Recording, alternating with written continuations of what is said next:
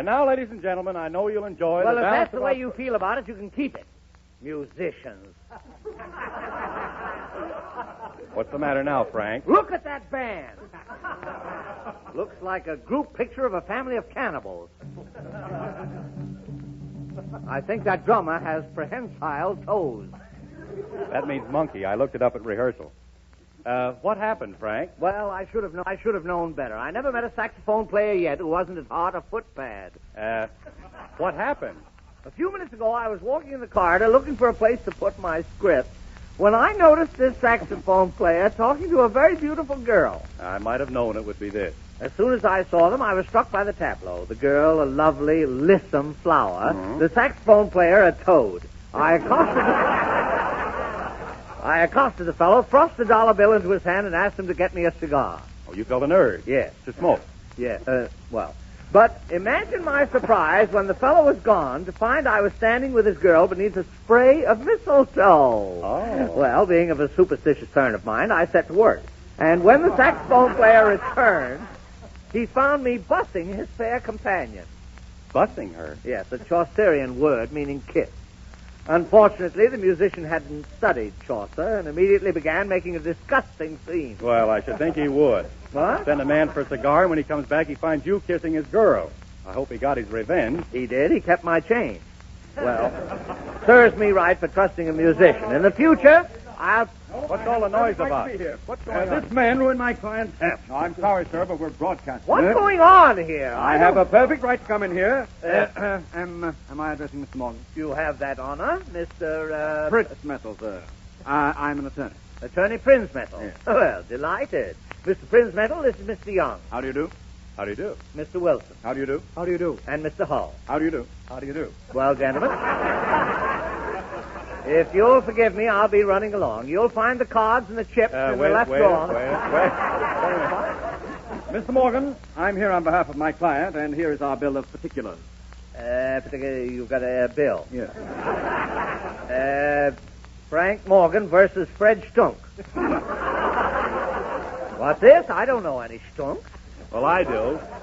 Frank, he represents the fellow whose hat you ruined last week with a Calcutta egg trick.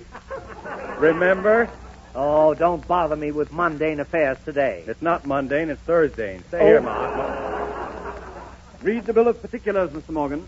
Oh, well, that won't be necessary. Here's $5 for the man's hat. Thank you. Now read the bill of particulars. But, my dear sir, I don't have to read. Read I know it, that... Frank. Read it? Yes. Oh, all right. Know all men by these presents, greetings to wit. Whereas Frank Morgan, defendant, did willfully and maliciously destroy the derby of the plaintiff, Fred Stunk, the said derby being valued at the sum of $10,000... $10,000 for a derby? He used it on the end of his trombone. Why am I constantly being persecuted by musicians? Read the bill of particulars. Yes, well, $10,000 for the hat. Plaintiff also claims $50,000 damages for humiliation, $50,000 punitive damages, and $124 for Besola. Besola, what's that? That's my client's boat. He wants to get a new bottom put on it. Why should I buy Stunk a new bottom? For his boat?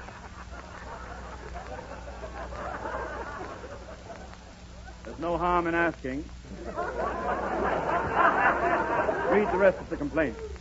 All these damages are claimed by plaintiff because of defendant Morgan's action in performing the Calcutta hat trick on December 8th, 1938, when he put it...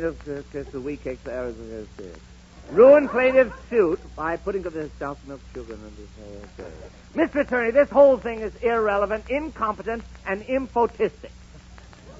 Hey, what's that? Impotistic. I don't know. I just put it in to worry him. Mr. Prinzmetal, nothing of the kind ever happened. Oh, what did happen? Well, I made one simple mistake in performing the trick, that's all. Oh, what do you mean? Well, my intention was to produce from your client's hat a stack of steaming wheat cakes. I possess certain magical powers. Oh, and Frank, cut it out. Cut it Huh? out. Oh, well, yes. Well, I can show you exactly where I went wrong. Do you mind if I borrow your hat? Wait a Thank you minute. very much. Just hold the hat. Oh, now, Frank, not again. Now, you see, what I did last Thursday was to take the 2 eggs and break them like this. But what I should have done was to take the eggs and break them like this. dismissed. I'll see you all later. Mr. Morgan!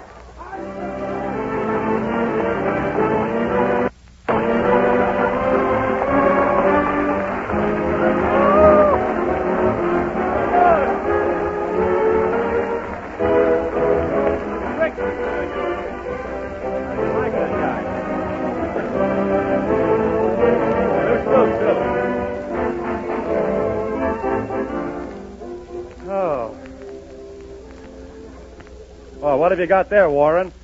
Not eggs. No, wait till you hear it, Bob. It's a limerick from one of our many Maxwell House friends. His name is Ad Reinhardt. Well, come on, read it. Okay, listen. There was a young man named Bello who was always quite a good fellow. His superlative spouse served the new Maxwell House, the coffee that's rich, smooth, and mellow. By the way, Warren, are many people sending in jingles or limericks about Maxwell House? They sure are, Bob, and I want to thank all of our friends who take the trouble to write them. We really do appreciate it. And by the way, the minute hand of the clock is pointing straight down. So pull up your chairs and join our friendly circle in our regular Thursday evening custom. A steaming, fragrant cup of Maxwell House and the music of Meredith Wilson.